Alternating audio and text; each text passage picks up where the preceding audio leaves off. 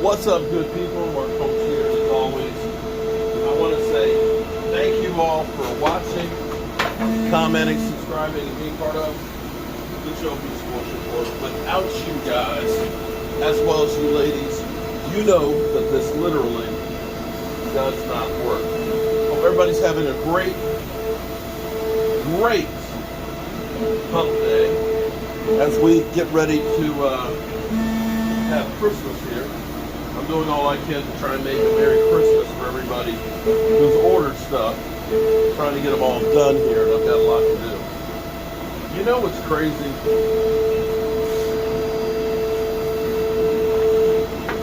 You know what is really crazy is how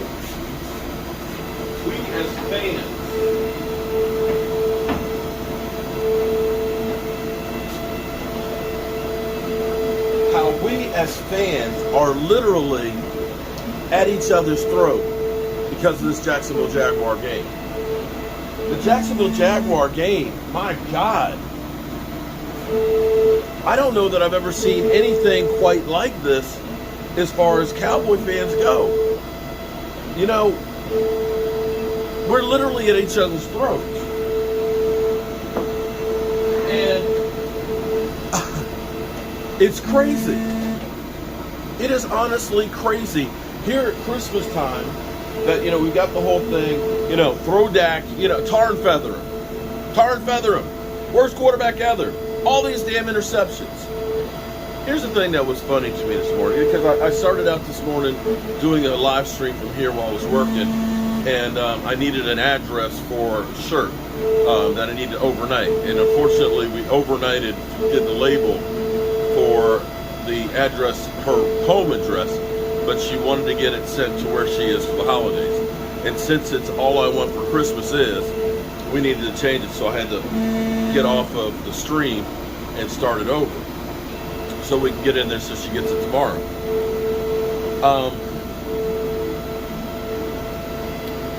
What's crazy is this morning, sad because we lost Franco Harris. Franco Harris, somebody that I actually knew, and we did a lot of different things with Franco Harris, and he truly was one of the great ones. And I know now people will say, see, he's not really a Cowboy fan. How dare he say something good about a player from another team? Franco Harris was more than just a football player, he's a great human being. And I don't have a problem saying that people are great human beings. It doesn't matter what team they play for. And that's the problem with people right now. It's crazy because I'm sitting here going over Shady McCoy. Shady McCoy yesterday say, I'm going to say it, Dak Prescott, his ass. The fact that the channel promotes that, right? Here's the thing that's interesting, because I started thinking this morning before I came up here, because I've got a lot of work that I need to do. I'm trying to get the stuff out for people for Christmas. I started thinking about what Shady McCoy was saying, and I was remembering I was watching the Eagle game while I was watching the Cowboy game, and in that game Jalen Hurts gets his shoulder hurt, missing the next couple of games, and threw a couple of bad interceptions in the first half. The difference in the game was the Eagles defense ended up getting 5 sacks and stopping the Bears.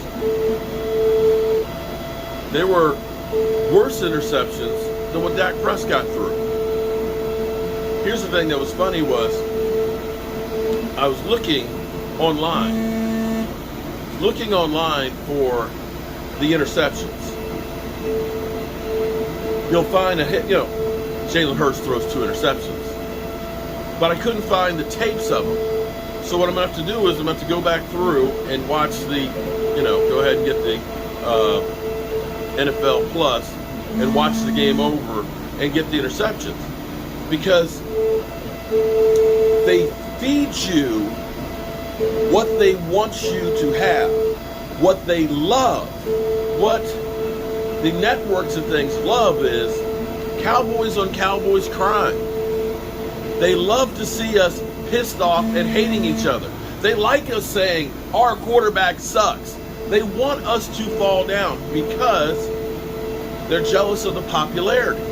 They're using us to promote their brand. They're using us to make more money. And we have to stop taking this bait. Listen, Pat Mahomes has thrown some bad passes this year. Jalen Hurts has thrown some bad passes this year. Everybody has bad passes this year. And for all those out there, if you honestly look at the interceptions that happened in that game, because everybody is feeding you, Dak Prescott's got 10 interceptions this season. Yeah, but not every interception is the same interception. If you honestly count, do you honestly count Noah Brown's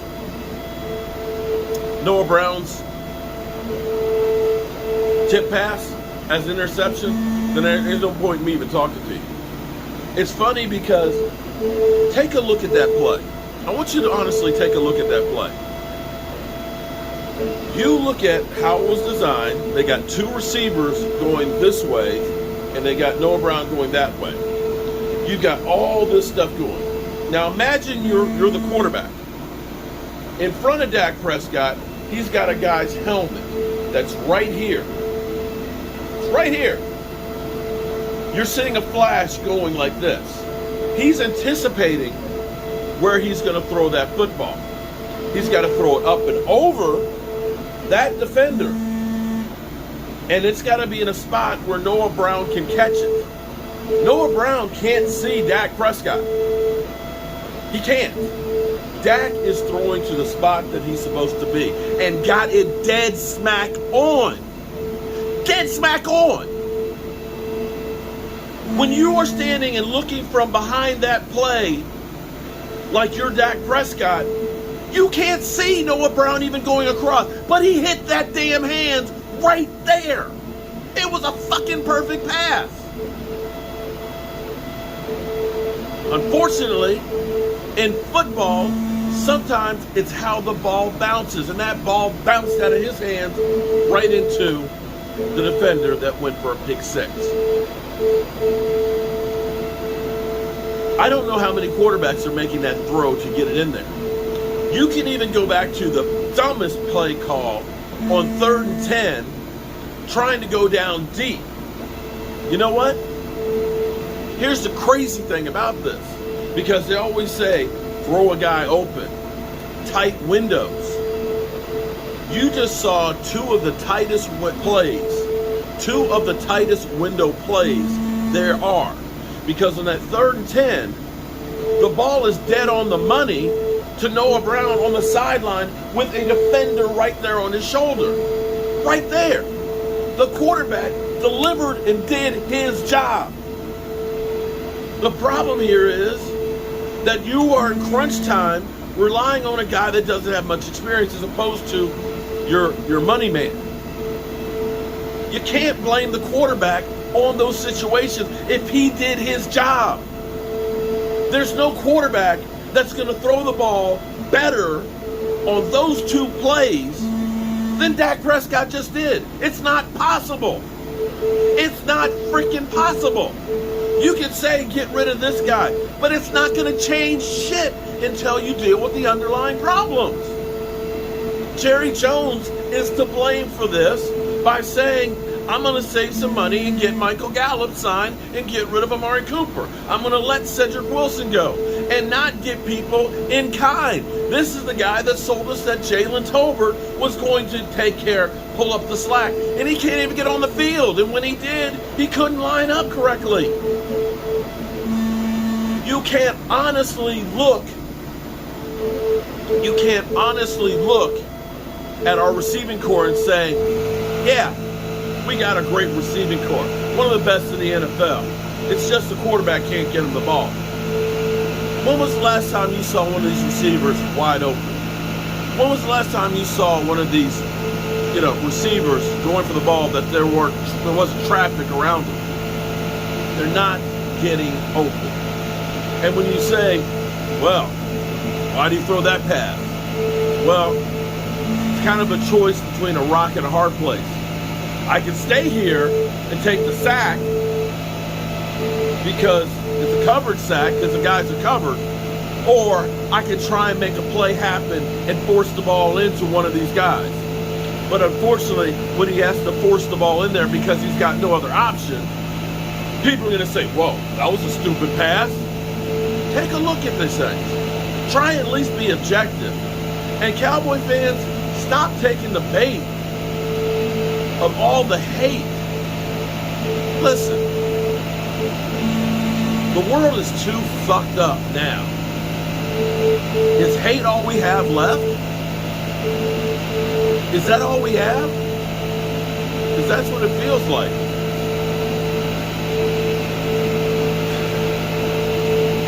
I got more work to do here. I'm trying to spread some Christmas joy.